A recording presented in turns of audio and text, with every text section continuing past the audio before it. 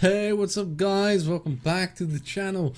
Today, as promised, we are talking about my Arc Witch, which I have built over the last week. And let's just say she's not for the people that want to have a character that's just something for everything, right? She's very specific. She only really works for farming low tier maps, as I will show you right now.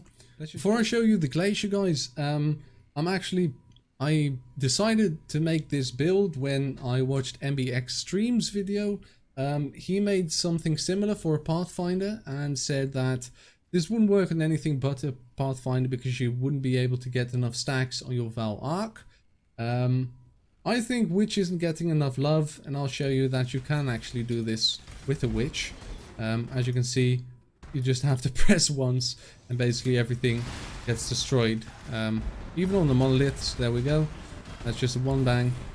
Most of the time when you are to open it, it takes just one attack, and then you have to walk through a little bit to open up the rest. Honestly, I do think this is a little bit faster than the Eddy Contagion one we did. Most of the time, 7 out of 10 glacier maps, you just get a one bang opening, which in my opinion is well, what else could you ask for? Look at me destroying currency, not picking it up, end of the league, right? So, first things first, we're going to jump into, let's say, the riverways, and I'm going to show you how this actually works. So, just copy the build I've done. If you truly want to understand how the mechanic behind the Vaal Arc works, I'm going to link MBXtreme's video in the description where he actually talks about this, okay? So you just basically how it works is with the flasks. Let's just get out of here real quick. Let me get back to the hideout. How this works is you have 3 flasks around which this build is well, built really. So you have divination distillate, gives you more quantity of item and elemental resistances. So this one is just there because it's very cool.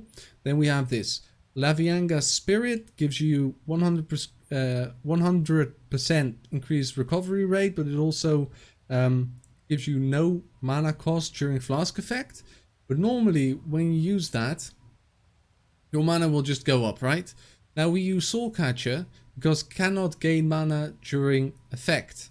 And the way this works is that you're always missing mana, and the Soul Catcher will basically have the full duration, and so will the Lavianga Spirit, because they cancel each other out. So that's that. The better explanation is done by MBXtreme, so watch that in the description. So first you need to make sure that you're not on full mana. So right now we have 89. We use Arc, then we use this flasks, and now we can use our Vaal skill.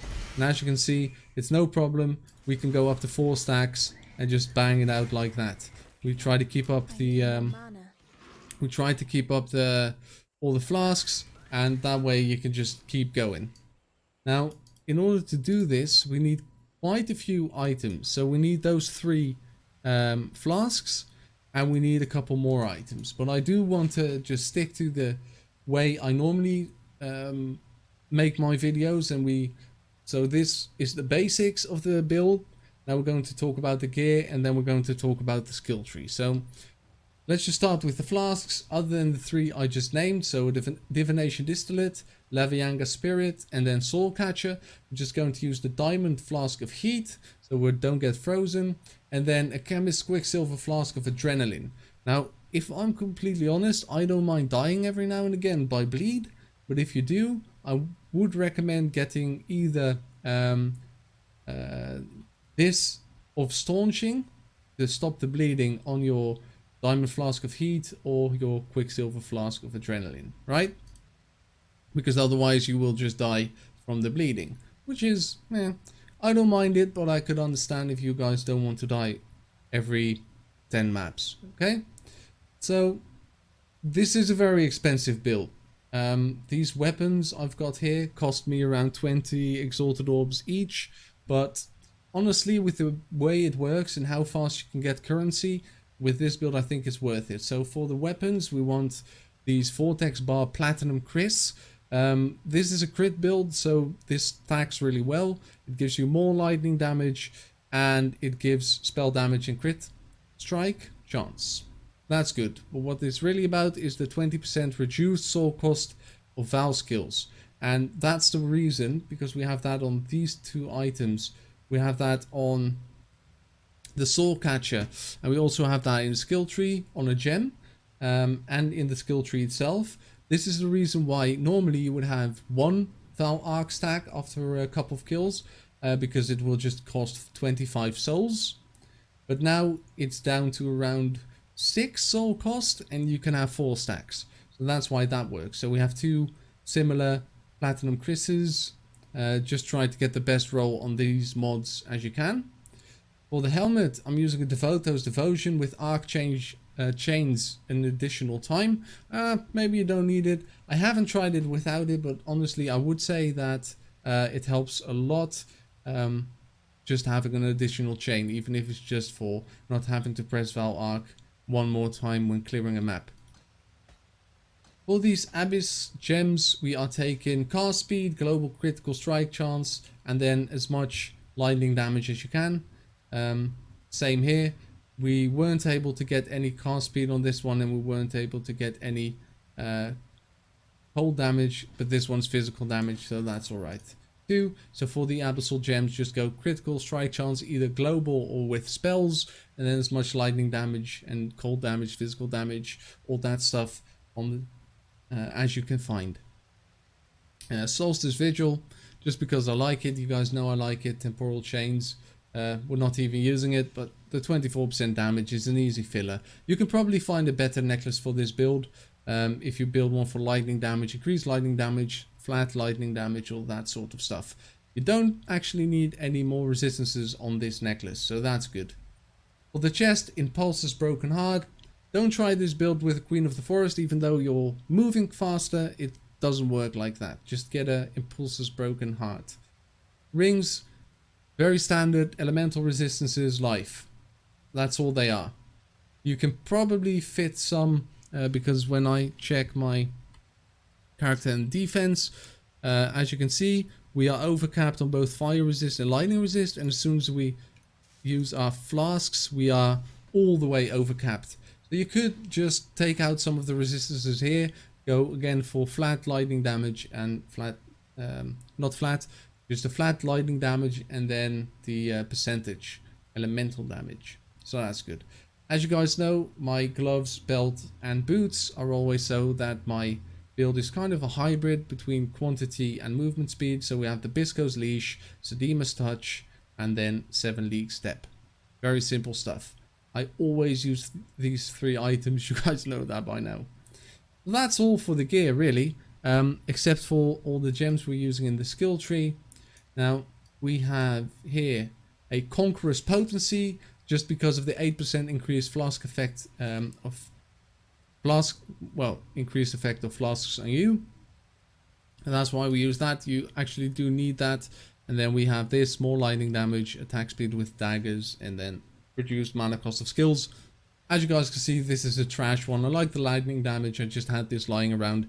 I would recommend, if you can find one, to have a Watcher's Eye here with extra critical strike chance while using precision or any other aura we're using, right?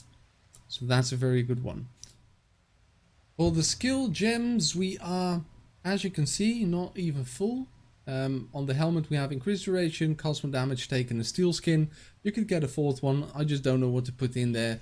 Honestly, it doesn't really matter in my opinion anyway. The weapons, we just have Cast on Death Portal and Portal with faster casting, because I always want to have a portal handy. And as you can see, we only have 1 3 link, 2 2 links, 1 6 link and 1 4 link. So for the chest, it's Vaal Arc, the best one you can find. Lightning penetration, added lightning damage, swift affliction. You might say, why swift affliction? That's because 15% reduced duration of supported skills and damaging ailments they inflict. So we don't have a damage over time, but we do have this Vaal Arc with the base duration of the soul gain prevention, and that gets lowered by this swift affliction and this less duration.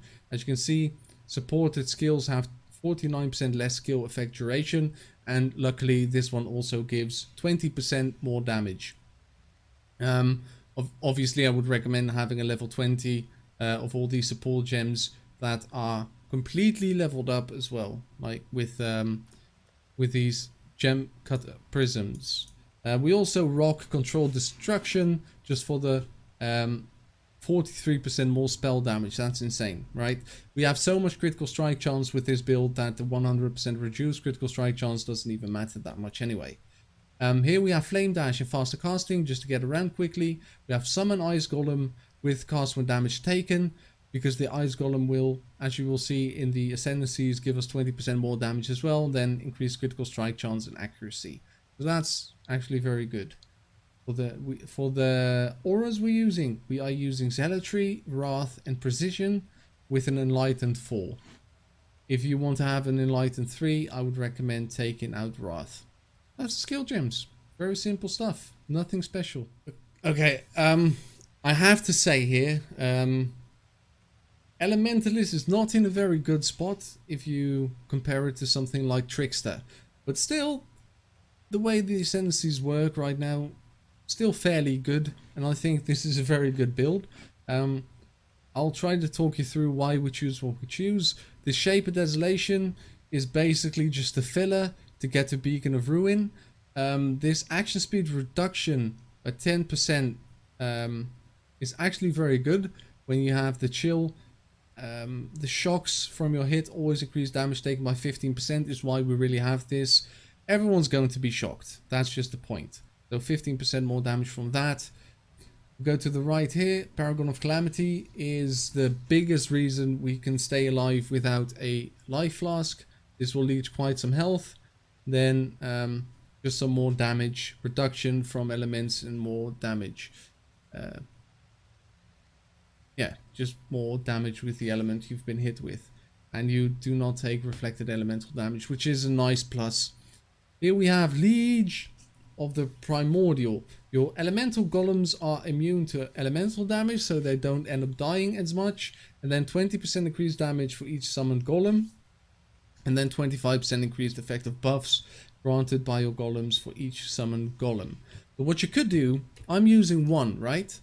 But what you could do is take out increased duration here and make this another 2/2 links and get another golem in there. Like a lightning golem could be nice because sometimes you do die when casting Vaal Arc. It doesn't happen very often, but it's very infuriating when it does, because you're standing still, you're casting this spell and it kills you. Doing that will net you 20% more flat, well, not flat damage, but increased damage, and then you would also get more crit chance from the light summon Ice Golem and more spell speed from the Lightning Golem. So that's not too bad. And that's the Ascendancy. Nothing crazy, right? You get some more elemental resistances and elemental damage, chance to freeze, chance to ignite. There's nothing very special right now in the Witch's arsenal when it comes to the Elementalist specialization. If you want to talk about the skill tree, that's actually kind of nice. You have a nice opening right here where you can go to the left, up to the middle, and then to the right as well. There's very nice nodes here. So we go right here, all the spell damage. You have the increased life right here. Then it gets interesting. You have the critical strike chance for spells and critical strike multiplier. That's good. More lightning damage here, cast speed and lightning resist. And then when you go around here is where it gets very exciting. This is mandatory. So you need the 8% increased effect, 8% increased effect, and then 10% more duration effect and damage during any flask effect. Okay, so that's very important that you take these. You have some more lightning damage here and lightning damage penetration, which is nice. Just some life, elemental damage, crit chance and crit multiplier for spells, more mana reserved, and then here you need this in order to have the 3 Wrath, Precision and Zealotry active, so take those 4. Then you need the power charges and more life. Nothing crazy on the bottom here, but the life is nice. Then you have some more area damage and spell damage, which I like over there. Some more critical strike chance and critical strike multiplier, which is Very good. Then we have cast speed, critical strike chance for spells. We have over here some more lightning damage, all that sort of stuff. Here we have more life, and here we have more crit spell. Down here we have some life, power charges, and more life, and the Conqueror's Potency slot. So I will make a path of building for this so you guys can see it in the description down below. There's nothing crazy about this build. People always expect that once you make a build that's just Vaal skills, that's very complicated. And the truth is, the base of the build is quite complicated. To get the 4 stacks, to get your mana low enough, use the flasks. But once you understand that, there's loads of Vaal skills that you can use all the time. And they actually work very nicely sometimes, like in this build. And they're very fun to play, very strong. And something else, it's very nice to sometimes play a build, for me, that's a little bit more complicated, where you can actually invest in it. As you can see, the money you invest in this build is actually quite a lot, and not too crazy. It's not like you need a headhunter or anything like that. So it's nice to start with something else, then build your way to this, and then maybe after that go for a headhunter kind of build. But I hope you like this build video. I think this is going to be the last one for this league, because even trying to buy the items I needed for this was just a pain. No one really sells anything anymore, and if they do, the prices are just so silly that it's not really worth it, in my opinion. Let me know what you think about this build. Check out my other builds on the channel if you want something else for farming your last monoliths of the season. I hope you enjoyed. Thank you very much for watching, guys. If you haven't yet, please subscribe to the channel, leave a like, and I'll see you guys later. Eddy, out.